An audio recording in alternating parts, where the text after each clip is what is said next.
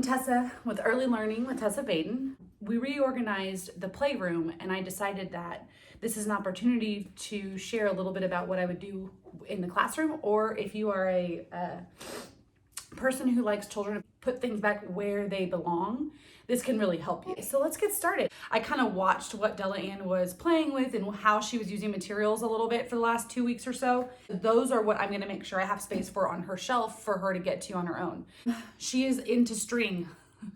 This morning she spent about an hour cutting up this yarn into pieces.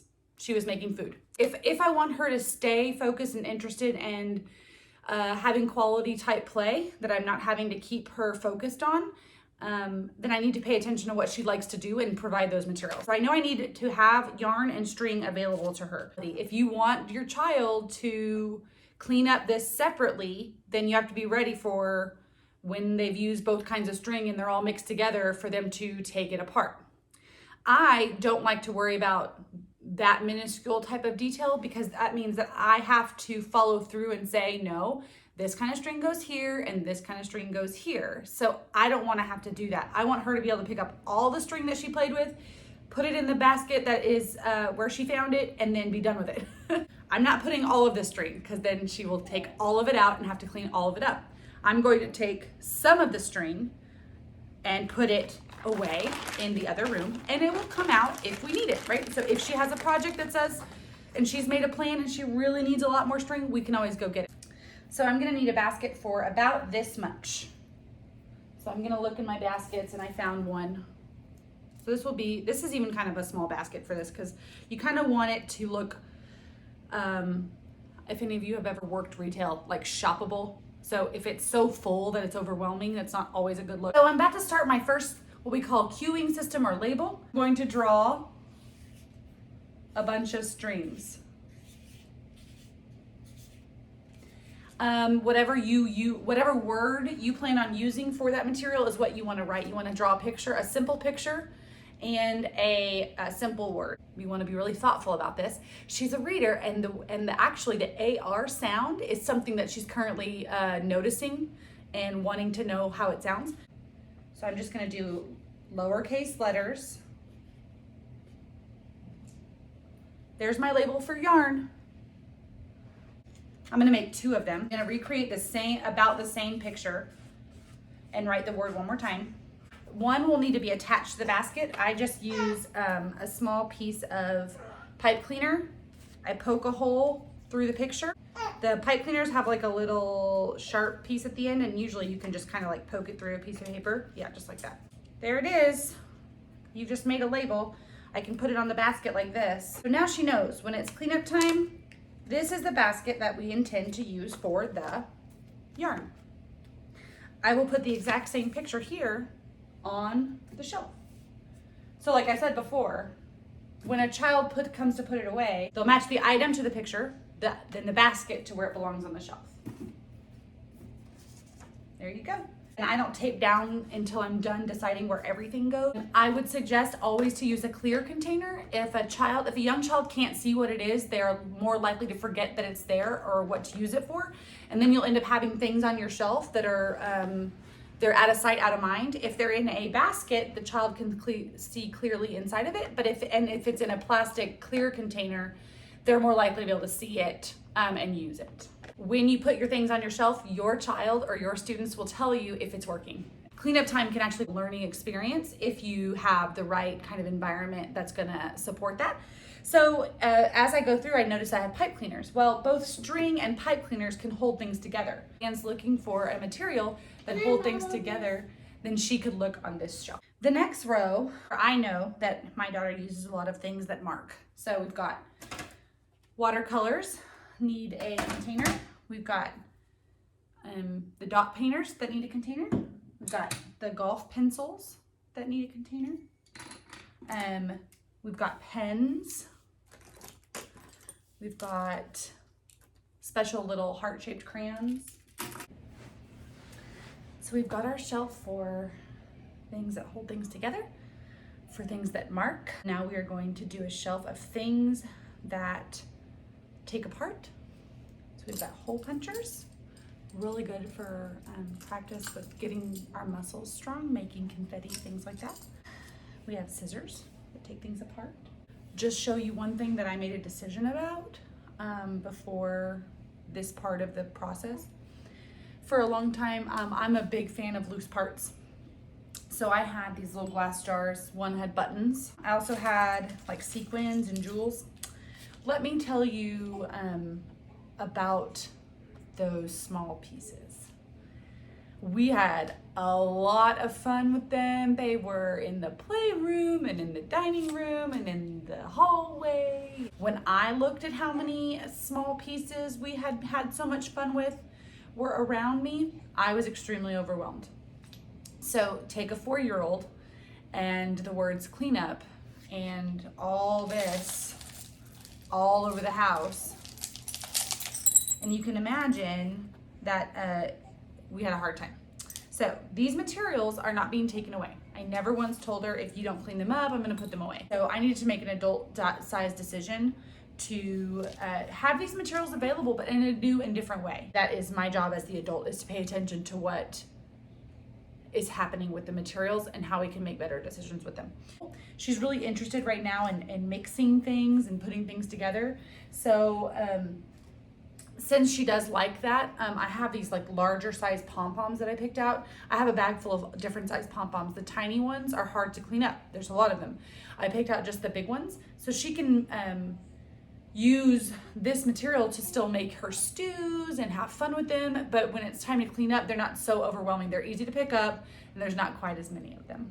So the last thing that I wanted to share a little bit about how I made the decisions and what I figured, what I'm going to try for the first time, so you live and you learn, is the paper situation. We love paper, we love to cut and glue and write and all those things with all the kinds of papers. Well, I know this is her space, but it's a space that we share.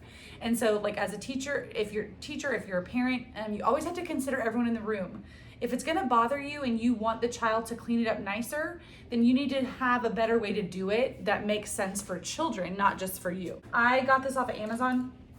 It's a wall hanger, paper hanger. So it attaches with some hardware right here. We're gonna attach it right here to the edge of the shelf. And I'm gonna have it low so that way she can see down into them. I hope some of this information is helpful. Remember not to be overwhelmed by this information. Take what you need, leave the rest. And in a classroom, I would encourage everything to be labeled just because you have a lot going on in your classroom. So I hope it helps. Hi there. So sometimes you want to include your students or your child in making labels for your materials, like this. Delian, what are you gonna draw? I'm gonna draw tape. Okay. I'm gonna draw a picture of tape. We need a picture and we need a word.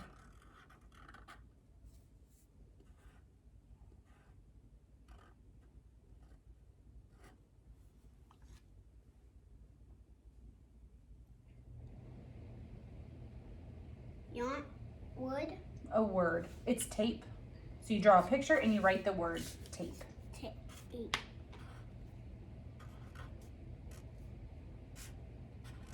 Do you remember what goes at the end of words to make them say their own name? You remember that silent E. Tape. Tape. You were already thinking about what we needed.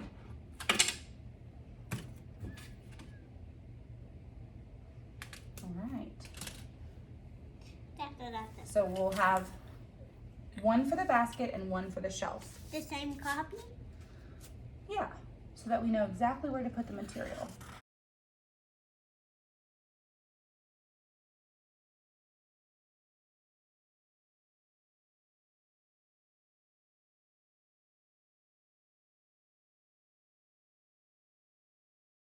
What label are we gonna make next? How about glue?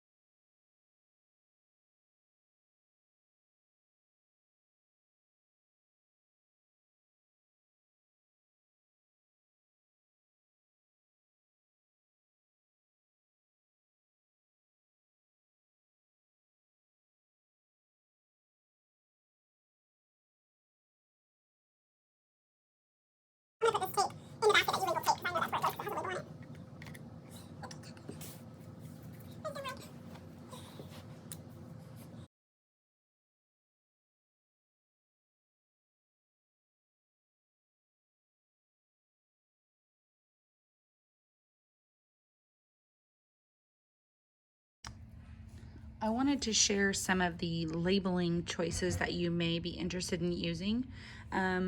My daughter, as you saw, was very interested in it, and so she ended up finishing almost every single label for her entire art area. But I wanted to give you some of the other options. These four here are actual clip arts that you just, click from the internet and put on I put it on a Word document and then typed in the labels. Some of your labels will have words and some of them will not, and that's okay. Then there's some what we call tracings. So you can just put the actual item down on a piece of paper and just trace it. That can be one of your labels. This one is from one of those like package deals where you get all the labels in a package for your classroom.